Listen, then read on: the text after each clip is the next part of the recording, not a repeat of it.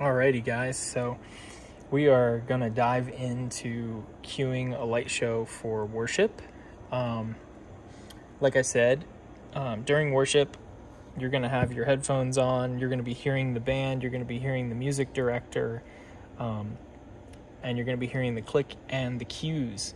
So you'll be able to follow along and really just operate, like I was saying earlier, as that extra member of the band. That's just helping really to create an atmosphere in the room of worship where people can know God and experience His presence. So with all that being said, there is an element of timing that can be important for these moments. We usually try to keep our light shows pretty simple. There's nothing that should be super, super hard, but you want to follow along with what the band is doing. So typically what happens is you're listening to a click track, it'll call chorus, and then you'll hit the space bar in time with the band. So usually those cues, something that people get confused on is when they hear the cue track call chorus, they'll immediately cue into the chorus. But really, you don't want to do it when you hear the voice say it. You want to do it when the band actually transitions there. So if you hear the cues call chorus, it really is like chorus 2, 3, 4, and then the band hits. That's when you want to hit space. So you'll have to kind of get used to feeling out, depending on the tempo or the time signature of the song, what the actual count is, and just really lock in with the band so that the cues and the timing seems right. Because there are a few things, like we've got some flashing back and forth going on. That's going to be in time with the music. And so when we get that timing right, it really just takes the energy to the next level and really helps with creating that atmosphere. So I'm going to show you, I'm not going to use the headphones because you won't be able to hear it, but I'm going to use Planning Center to play the band's click track for this coming week. And I'm going to show you kind of what that looks like coming out of Won't Stop Now, into Raise a Hallelujah, and then into Do It Again, so that you can see a little bit of what that timing looks like. And I'll try to not make too many mistakes while filming, but I can't promise that I will. So this click track is going to be very similar to what you guys hear in the headphones, because it's going to have the cues, it's going to have music, it's going to have click, and you'll really be able to lock in with the band. So I'm going to go ahead and hit play. It's going to be playing through the ending of Won't Stop Now, and I'm going to show you just how the transitions go and kind of let you see what the lights, when they're locked in, should look like. I might not be perfect though, because I'm trying to do a lot right now, so don't hold it against me. Alrighty. Just keep your eyes on the master list here that you're seeing the cues. When it moves, when the blue line moves, it's because I hit spacebar. I wish I had like a really cool like screen cap multicam setup so that I could show you guys everything, but I am literally holding my phone right now, so I'm doing my best. Alrighty, here we go. This is going to be the ending, interlude, and breakdown of Won't Stop Now, and then I'm going to run us through Raise a Hallelujah and into Do It Again. And if you notice, see how the lights are locked in? Ba, ba, ba, ba, ba, ba, ba. And it's still in that interlude, so we're just going to hang here. All right, we're getting close to the ending. 1, 2, 3, 4, ending. So it's breaking down. Intro, 2, 3, 4. Now we're transitioned into song 2. And this is just that intro cue. Verse 1. 2, 3, 4. Now the lights coming on in sequence.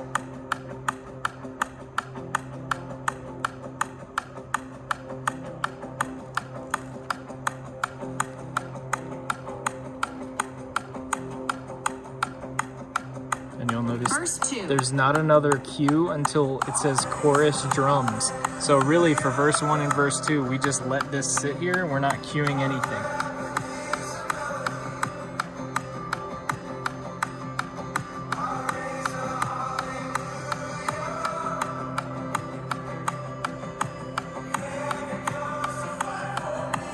Chorus. Drums in.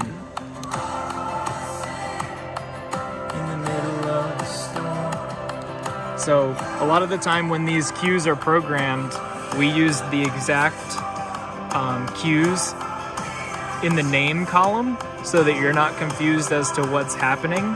And then sometimes we'll even have lyrics in the comment section. Sometimes I'll make notes. Whatever is there that's going to help you follow along as easy as possible. So notice this cue is called chorus vamp interlude. Now we go to the verse.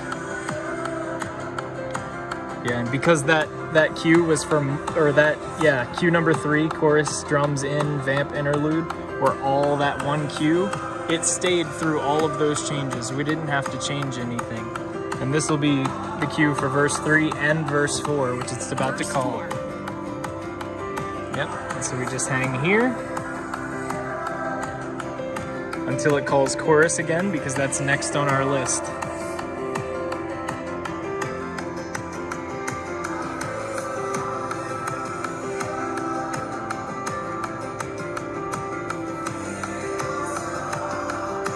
Chorus, 2, 3, 4.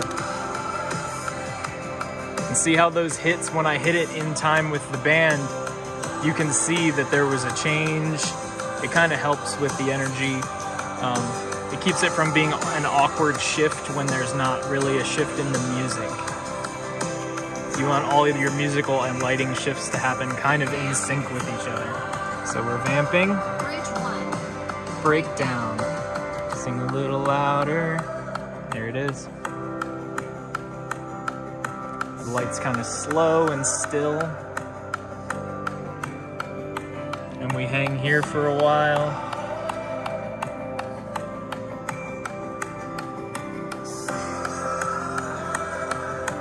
Bridge 2. Drums in.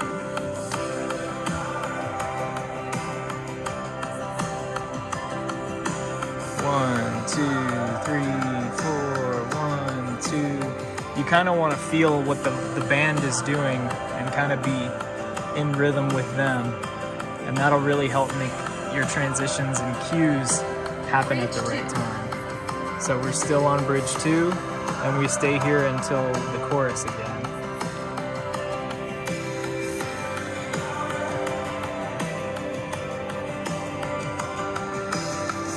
That's what the lights are doing.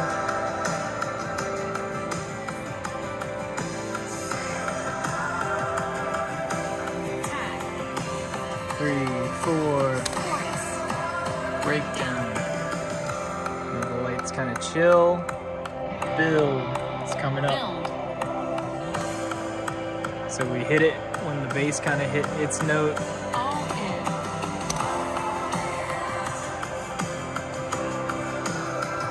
And that just helps everything get locked in nice and tight. Chorus.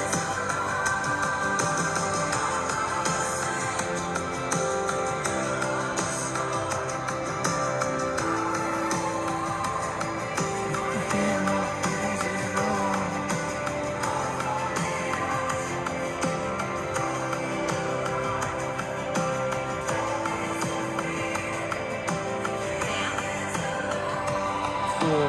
Refrain.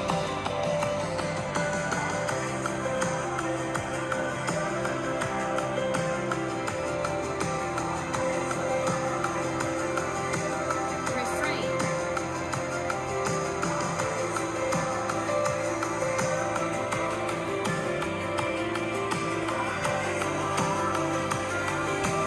Ending. 2, 3, 4.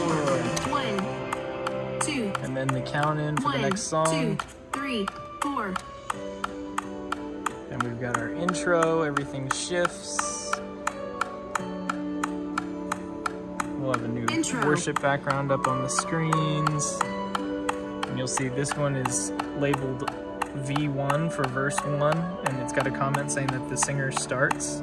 Verse. 2, 3, 4. And the lights come up for the singer. Yep, and so sometimes the naming is different depending on who programmed the song. Some of these are older, we've had them for a long time. Some of them are newer. When I program newer things, I try to name it exactly what's in the track. But just remember, you don't have to change it unless it calls what's coming next. So V1 is often verse 1, C, chorus, chorus 1, bridge, BRG. Sometimes there are abbreviations, but you'll get it. We tend to use the same terms over and over again. Chorus. 2, 3, 4. Promise still stands.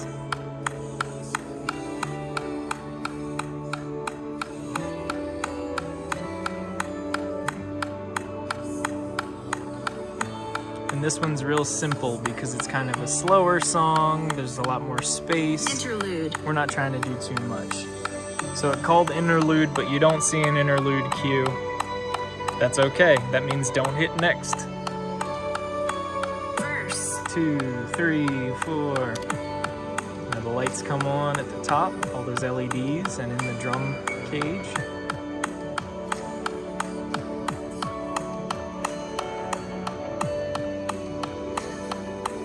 And let's see. Let's say, oh, I got excited. I accidentally hit the chorus cue. Remember L to back it back up.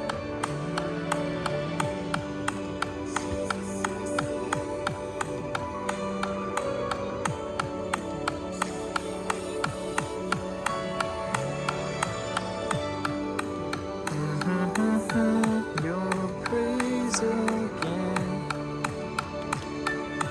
Chorus 2, 3, 4.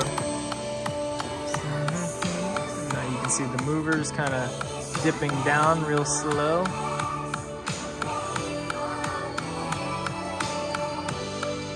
Still in your hands. Chorus. And we don't have another cue until the bridge, so we just hang here.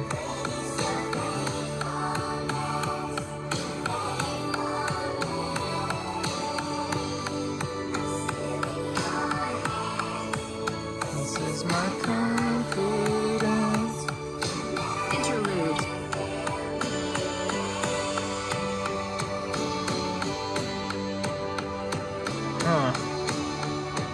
I'm probably gonna change what that's called. Instrumental. That way we change, because I feel like the lights should change here. It was called bridge, but I think we should change it at the instrumental. So don't worry about that. I'll take care of that for Sunday.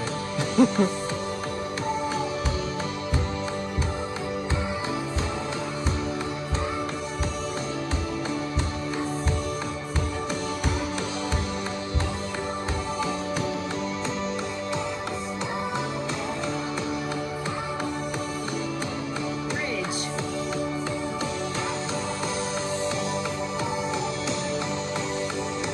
Mountains, do it again. When there was no way. There we go, all in.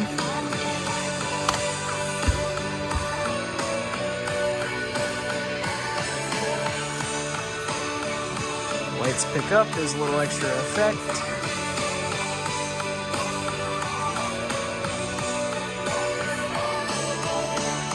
And we don't change until we end, basically. The song stays big.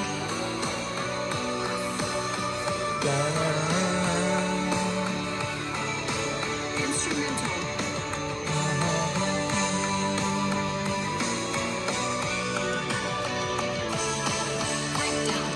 Breakdown. So the lights settle. And then just a quick tip.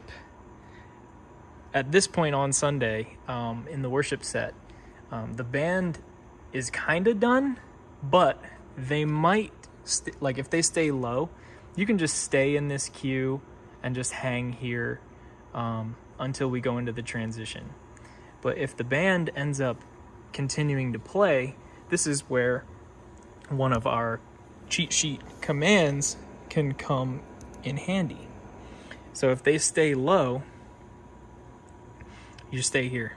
But if we start building up, what you can do is you can use this go to command. It's just the G key. So what you do is you press G, and you'll see here at the bottom of the screen it says go to. This is our command line. Anything we type in there goes there. So if I hit G, it says go to, and then I can actually pick one of the cues here by typing the number in and then hitting enter, and it'll, like, let's say I wanted to go from 9 to 6. I could hit G6, enter. It would say go to 6, enter, turns blue because it entered, and now you see that Q6 is fading in. So it's slowly dropping those lights down. So let's say, for example, we are at the end of the song and it's low, but then the band wants to build back up into that bridge again. Once they start building a little bit, because you'll know what they're doing because you'll hear it here, you might hear the music director say bridge. You can hit go to, you can hit 7 because that's Q7 for bridge. You'll see it in the command line, go to 7, enter, and now the lights go to that bridge setting. And so if the band ends up building into that bridge and then building it up to be really big and all in again, you can then use the space bar from 7 back to the end of the song and run it till the end, till they break down again, and then go into the message. So that's a little bit of an advanced kind of tip for running the show when the band does some things that maybe aren't pre-planned. You can go ahead and use that go to command to jump anywhere in the song that you want, so that you can kind of follow along with them. And as long as you can hear where they're going, which you can because of your headphones that you're going to be wearing, it gives you the advantage because you hear it before they actually do it, and you can keep up. So at the end of the worship set, let's pretend that they went back in, they built it back up, they broke it back down. Here we are at the very end. They're ending, and we're transitioning into the message. So we would hit space for next list. It transitions into our transition sermon list, which is the 5th one here. It says transition. And then for broadcast, if we had a live speaker, you could use this. And then when it's time for the sermon, cue the sermon lighting, which is this. But if we're broadcast, one thing you can do, we'll go back to our wing over here, is you can see this is our list that we're in. We've got it chosen. It's shown here, chosen master. You can see that this red light is lit up. These buttons, you could use them to step through each list, but I find that it's more complicated to do that than it is to just use the space bar as your like master next button. So I would recommend not really messing with these. But the control that it does come in handy on these lists are these virtual faders here. So in the sermon lighting, if we're broadcast, you can grab this fader here, click it, and pull it down. And what that does is it will pull all of our lights down here in Rising Sun except for the back wall. So again, I'm going to click it and I'm going to show you. If I push the fader up, all the lights come on stage. If I pull it down, they go off. So for transitioning, whether it's a message that we're having a live speaker here or not, you just go to that sermon cue and you pull it down or leave it up, whatever you need it to be. So you always have control over that in every one of these lists. So if we were on song 1, for example, not saying that this makes a whole lot of sense, but if I start playing some cues from song 1, if for whatever reason we had some kind of video where we were kind of putting a pause on the song, there was going to be a video moment, and we wanted to pull the stage lights down so that the screens, you could see the screens, you just come over here. Since list 2 is chosen, you got to use fader 2, and you pull this down, and the stage lights come down. But the back wall always stays lit because I have it set up in a special way that makes sure that it's always on, because here in Rising Sun, that's one of our favorite things, is that back wall, and we never want it off. So I'll go back to the sermon look again. And for a live speaker, we can leave the fader up. For broadcast, we can pull it down. And then when we're finished with the sermon and we're transitioning back into worship, we just cue the next list again. It brings us to our reprise in the bridge of Do It Again. It's a shortened list because it's not the full song. But we can always, like I said, use the G for go to jump back if we need to, if this ends up being like a flowy moment where, you know, we're building it up, breaking it down. You can kind of just run 2, 3, 4, and then go back to 2, and then go to 3 again, and then go to 4, and then go back to 2. I mean, if you wanted to keep looping it like that, you have the freedom to with that go to cue. So song ends for the reprise. We go into our worship transition for the ending of our gathering. This is our scene that we have up. And then we fade that out, and we go into our band play out, which is just kind of some backlighting with some movement while everyone is exiting the auditorium. We can fade that out, and it automatically will wrap back to the beginning, and this is our walk-in look again for our next gathering. I know this one was a long one, but there's a lot of info in here, so watch it a bunch of times, take some notes if you need to. If you have any questions, as always, shoot me a message, send it in the Slack channel. I want our HOG operators channel to be a place where you can ask questions. I can give you answers, but also other people that have some experience can give you answers too. We've got a lot of people on the team that know a lot of things, and a lot of them have been doing it longer than me. I know I have a little bit of an advantage though. So just definitely let me know if you have any questions about anything. But this is your general overview on how to step through a show and get through on a Sunday. So I'm going to go ahead and end this one here, and I'll be back to show you just the proper way to shut everything down.